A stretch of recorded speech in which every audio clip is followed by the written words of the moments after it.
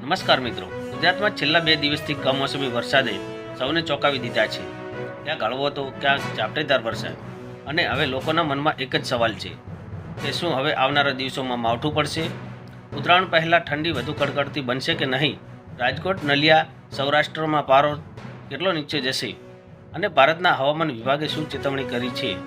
આ તમામ સવાલોના જવાબ આજે આપણે આ વિડીયોમાં વિગતે જાણવા જઈ રહ્યા છીએ. વિડીયો અંત સુધી જરૂરથી જોતા રહેજો. ગુજરાતમાં નવા વર્ષની શરૂઆત સાથે જ હવામાનમાં મોટો ફેરફાર જોવા મળી રહ્યો છે.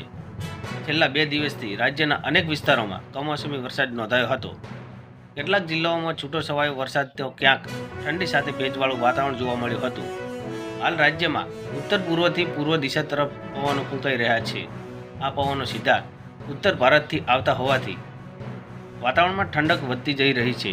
થોડા દિવસ પહેલાં એવી ચર્ચા હતી કે ગુજરાતમાં જોઈએ તેવી ઠંડી પડી નથી, પરંતુ પાછલા અમુક દિવસોથી સ્થિતિ બદલાઈ ગઈ છે. સવાર અને રાતના સમયે કાતિલ ઠંડીનો અનુભવ થાય છે, જ્યારે વેસ્ટર્ન ડિસ્ટર્બન્સના અસરના કારણે ઉત્તર ભારતમાં હિમવર્ષા થઈ રહી છે. આ હિમવર્ષાની સીધી અસર ગુજરાત સુધી પહોંચી છે. તેના કારણે લઘુત્તમ તાપમાનમાં નોંધપાત્ર ઘટાડો થયો છે. હવામાન વિભાગના રિપોર્ટ મુજબ આગામી 3 દિવસ દરમિયાન લઘુત્તમ તાપમાનમાં હજી 2 થી 3 ડિગ્રી સેલ્સિયસનો ઘટાડો થવાની શક્યતા છે. રવિવારે નલિયા રાજ્યનું સૌથી ઠંડુ શહેર હતું, જ્યાં તાપમાન માત્ર 8 ડિગ્રી સુધી પહોંચી ગયું હતું. રાજકોટ 9.5 ડિગ્રી સાથે રાજ્યનું સૌથી ઠંડુ બીજું શહેર નોંધાયું હતું. રાજકોટ અને સૌરાષ્ટ્રના વિસ્તારોમાં ઠંડીનું જોર એટલું વધી ગયું છે કે રાત્રિના સમયે માર્ગો સુમસામ જોવા મળી રહ્યા છે. લોકો તાપણા હીટર અને ગરમ કપડાનો સહારો લઈ રહ્યા છે. હવે સૌથી મહત્વનો પ્રશ્ન એ છે કે શું આગામી દિવસોમાં ફરી વરસાદ પડશે? હવામાન વિભાગના સ્પષ્ટ અનુમાન મુજબ આગામી 9 જાન્યુઆરી 2026 સુધી રાજ્યમાં ક્યાંય પણ વરસાદ પડવાની શક્યતા નથી. વાતાવરણ સંપૂર્ણપણે શુષ્ક રહેવાની આગાહી કરવામાં આવી છે. અર્થાત કમોસમી વરસાદ હવે વિદાય લઈ ચૂક્યો છે અને હવે ઠંડીનો પ્રભાવ વધારે અનુભવાશે. હવામાન વિભાગે ચેતવણી આપી છે કે આગામી 3 દિવસ માટે બ્લેન્કેટ તૈયાર રાખજો, કારણ કે વધુ ઠંડી કડકડતી બનવાની છે. જો તાપમાન વધુ ગગડશે તો રાજકોટ સહિતના સૌરાષ્ટ્ર અન્ય વિસ્તારોમાં ઠંડીનો નવો રેકોર્ડ સર્જાઈ શકે છે. હાલ ધુમ્મસનું સામ્રાજ્ય અનેક વિસ્તારોમાં જોવા મળી રહ્યું છે.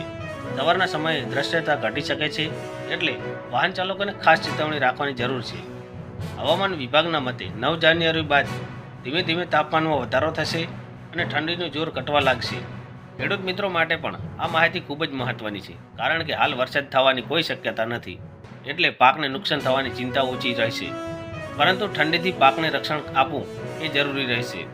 સારાંશમાં કહીએ તો ગુજરાતમાં હાલ માવઠાની શક્યતા નથી, પરંતુ આગામી દિવસોમાં ઠંડી વધુ તીવ્ર બનશે. દર્શક મિત્રો, આ વિડીયોમાં આપવામાં આવેલી સમગ્ર માહિતી જાહેર સ્ત્રોતો અને હવામાન વિભાગની આગાહી પર આધારિત છે. આ વિડીયો માત્ર માહિતી માટે બનાવવામાં આવ્યો છે. કોઈ નિર્ણય લેતા પહેલાં સત્તાવાર હવામાન વિભાગની સૂચનાનું પાલન કરો.